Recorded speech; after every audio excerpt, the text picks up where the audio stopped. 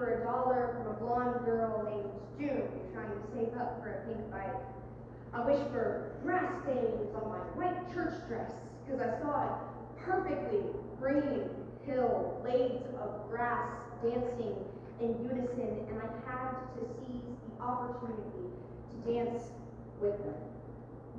A satchel to keep my Bible in slung around my back as I walk down the street from the chapel.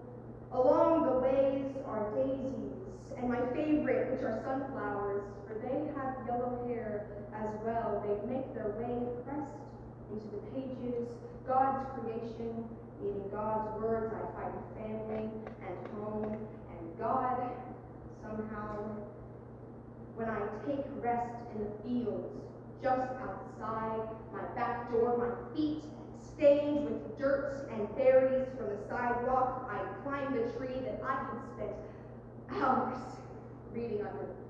The apples it bore would be fresh, and the purest, gentlest hue of red. My hair would collect leaves and bugs, and honestly, I wouldn't mind.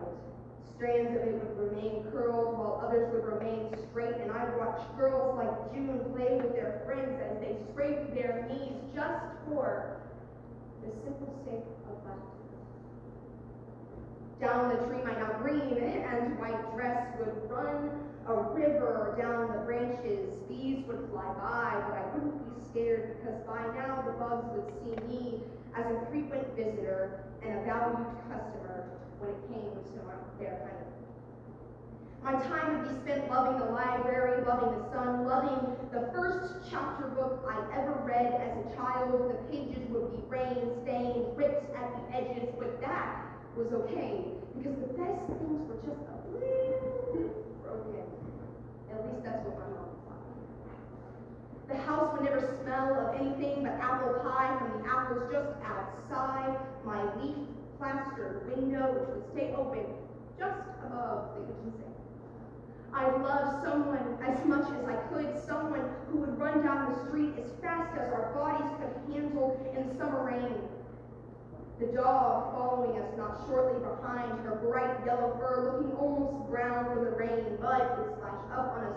The curls in my hair would emerge, and he would say he loved every single one, so I never doubted his intentions. Every golden hour, the best type of day, for I would have a roof to lay upon, an old quilt my grandmother had made me. Lying underneath me, I'd get goosebumps from the feeling of the sun nearby and the cold of night not far behind.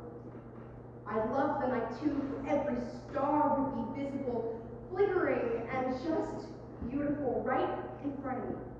No matter from which angle I looked, I'd watch them for hours, waiting for each one of them to wave to me. I would wave back like a small child. Because that's the best thing about the life that I wish for. Above all else, above every sunset, above every apple tree, I would bask in the warmth of never having to grow up. Thank you.